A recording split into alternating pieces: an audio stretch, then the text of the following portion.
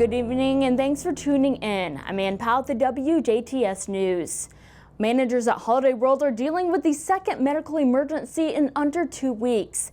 A woman was airlifted to an Evansville hospital on Friday after hurting her back on one of the attractions at the water park. Officials do say that she was alert and talking, but was hospitalized as a precaution. The ride was fully inspected and no problems were found. This incident comes nearly a week after an Ohio woman died after being found unresponsive at the park's Voyage roller coaster station. No other park guests reported any injuries.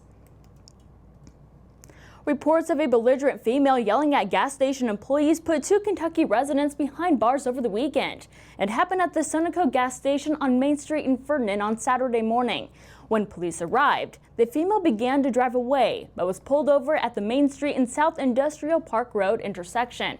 The driver, identified as 39-year-old Jessica Hardesty of Mount Washington, Kentucky, was arrested and charged with 2 felony counts of obstruction of justice and misdemeanor counts of operating while intoxicated and OWI refusal. The passenger, identified as 45-year-old Teos Bryan of Louisville, Kentucky, was also arrested and charged with 2 felony counts of dealing in possession of methamphetamine and possession of a syringe. Hardesty and Bryan were both booked into the DuBois County Security Center. A Jasper man spent time in jail after crashing into a parked car over the weekend. Jasper police responded to a car accident at the Manor and Kirkwood Drive intersection in Jasper on Sunday morning. Once on the scene, officers determined that 20-year-old Hayden Nelson had traveled left of center and hit a parked vehicle on the other side of the roadway. When investigating, police determined that Nelson was under the influence of alcohol and had a BAC of .18. He was booked into the DuBois County Security Center and charged with OWI above .15, OWI endangerment, OWI, and illegal consumption of alcohol by a minor. The Tri-County YMCA is celebrating its recent expansion with a week full of giveaways, activities, and surprises. Members can bring 1 guest in for free on June 15th, for 2 for Tuesday. All guests must be accompanied by a current member.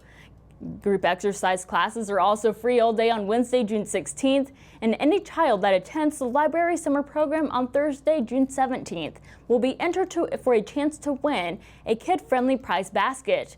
The week will end with a grand reopening celebration on Friday, June 18th.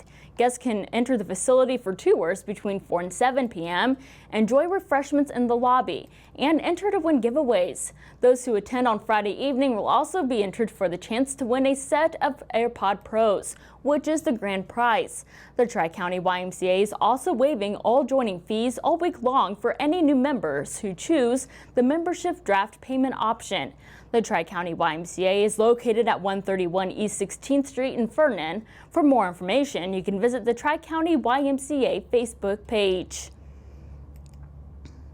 It is not very often that you get to see a one-room schoolhouse from the early 20th century. Well, the old Jasper area is getting just that. Here's the head of the Schoolhouse Preservation Project, Joe Rolsetter. It means that it's a part of our history, and it's saving a part of our history and allowing our youth to become a part of that history. You know, it's important to know your background and history, and hopefully the youth will get that and have an appreciation of where they live, and also the development, future development of our area. The Redevelopment Old Jasper Action Coalition, or ROJAC for short, plans to hold the ribbon-cutting ceremony for the Alexandra Schoolhouse along with the Jasper Riverfront this Saturday during Strassenfest. They hope to open the schoolhouse for touring soon after that. For more information about the schoolhouse or for ROJAC preservation projects, you can head to their website at historicjasper.com. The Indiana Department of Transportation is closing part of State Road 64 near Birdseye for a drainage structure replacement project this week. Contractors are closing State Road 64 from Cayena Road to East Pine Ridge Road to replace a box culvert beginning on Tuesday, June 15th. The project does require a pavement cut across all lanes of traffic, excavation, and replacement of the drainage structure. During this time, the road will be closed to all through traffic. Local traffic will still have access up to the point of closure. All through traffic will need to use the official detour by following State Road 145, I-64, and State Road 162. Work is expected to last until mid-August, depending on weather conditions. NDOT urges drivers to slow down and stay alert near crews. A cadet from Jasper is celebrating a major life accomplishment. Cadet Tate Blessinger, the son of Mike and Nancy Blessinger of Jasper, graduated from the U.S. Military Academy at West Point, New York on Saturday, May 22nd. Blessinger graduated from the Jasper High School back in 2016 and spent a year at DePaul University before attending the United States Military Academy. While at West Point, Blessinger concentrated his studies in organizational psychology and leadership and even earned the degree with honors. Blessinger was commissioned as a second lieutenant within the U.S. Army within the infantry branch and will report to Fort Benning, Georgia later this summer for his first assessment in infantry officer training and potentially Army Ranger School. Following this training period, he will post as an infantry officer at Fort Campbell in Kentucky. To learn more about Blessinger's accomplishments, you can head to our website, WJTS.tv. Over 100,000 professionals in the United States are employed as occupational therapists and help people of all ages.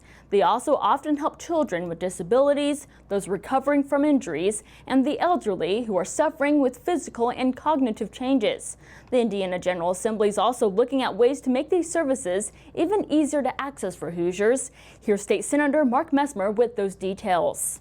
I authored Senate Enrolled Act 59. This new law allows occupational therapists to directly see a patient for up to 42 calendar days without a physician's referral. Senate Enrolled Act 59 will provide patients with direct access to occupational therapy and reduce the administrative burden on hospitals and healthcare providers, specifically in rural areas where there is a shortage of healthcare professionals. In addition, this will reduce healthcare costs by eliminating an unnecessary visit to a practitioner for the sole purpose of a referral and will provide early access to healthcare across all defined scopes of practice. The General Assembly has passed similar legislation in the past pertaining to semi-related professionals, including physical therapists, and this year we took it a step further. This new law tears down unnecessary barriers for those seeking occupational therapy, broadening treatment access to the mentally disabled, individuals recovering from addiction, and those wishing to receive in-home care. Senate Enrolled Act 59 will have a great impact on our state and community, allowing Hoosiers to live a more productive and meaningful life, which will improve the overall health of Indiana. Thank you, Senator. And as always, feel free to contact Messmer's office directly with your questions and concerns by email at senator.messmer@iga.in.gov or by phone at 800-382-9467.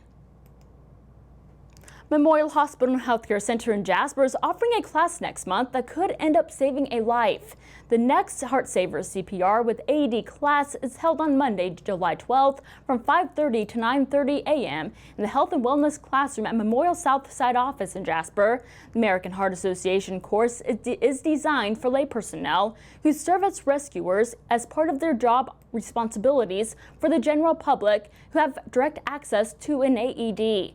Participants will learn CPR, AED use, and relief of choking in adults, children, and infants.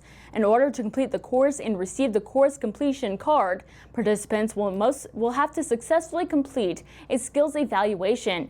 The class does cost $65 and pre-registration is required. To register or for more information, visit mhhcc.org and click on Classes and Events or call the Health and Wellness Department at 812-996-2399 or toll free at 800-852-7279 extension 2399. And stay tuned to weekly forecasts on sports with Kirk Gooksell are still to come on the WJTS News.